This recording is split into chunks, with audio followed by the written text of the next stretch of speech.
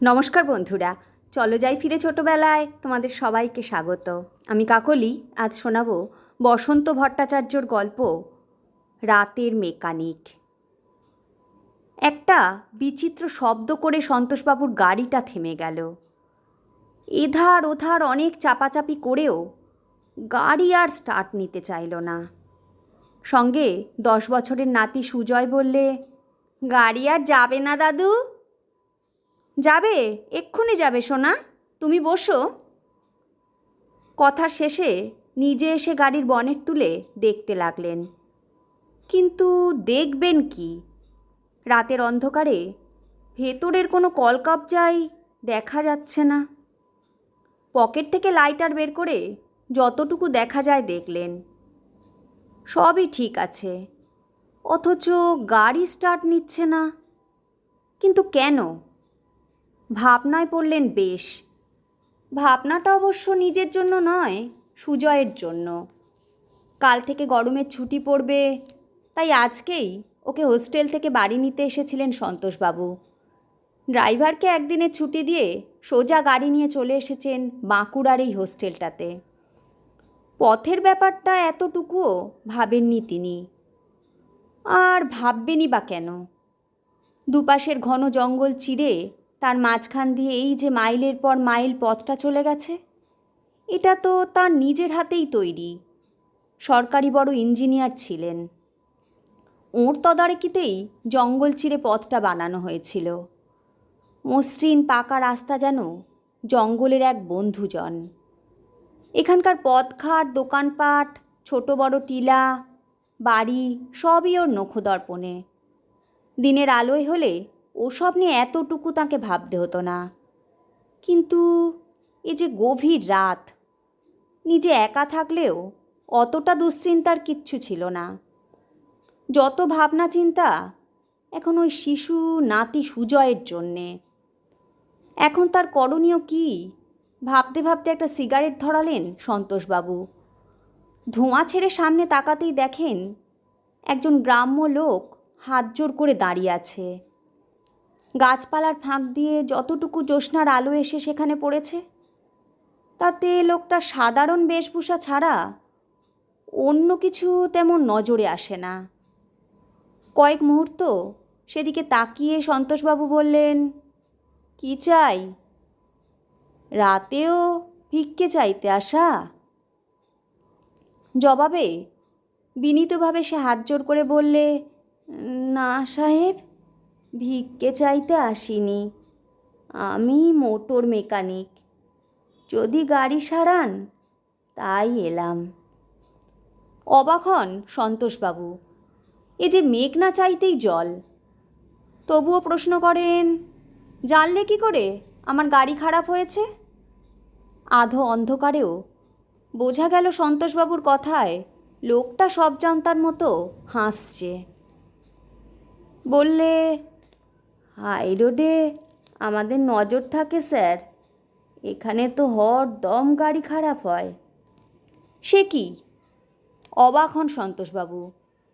ব্যাপারটা কি বলো তো? এমন কথা তো কোনো দিন শুনিনি।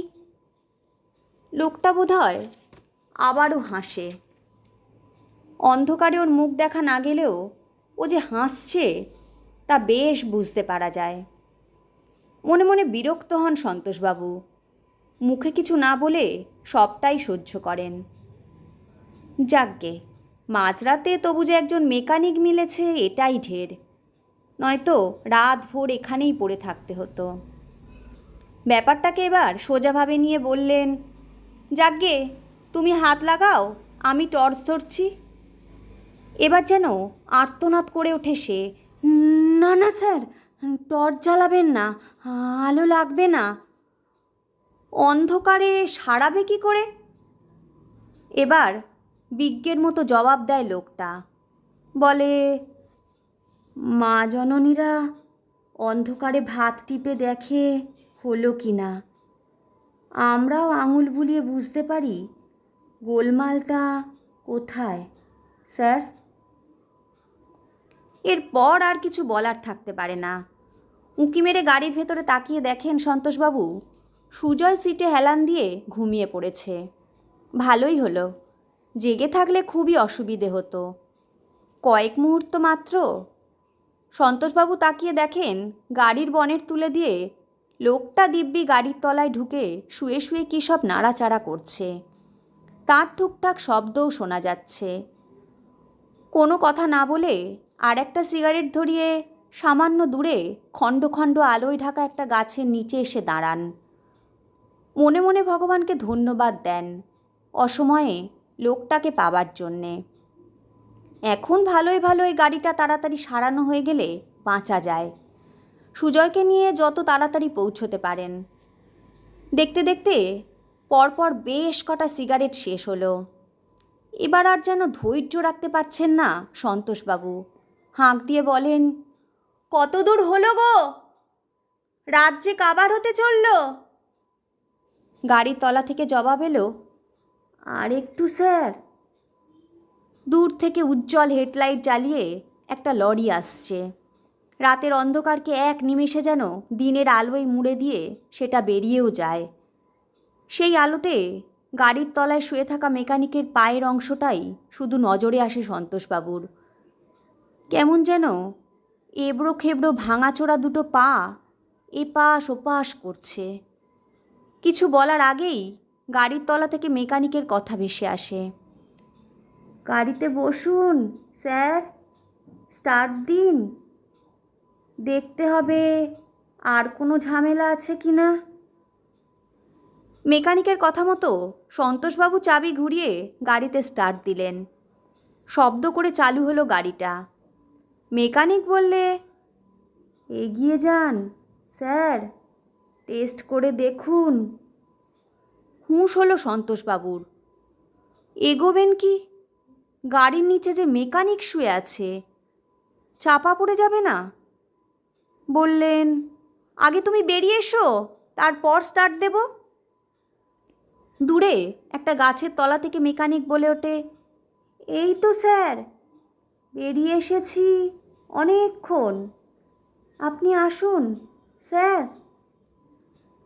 অবাক হন সন্তোষবাবু।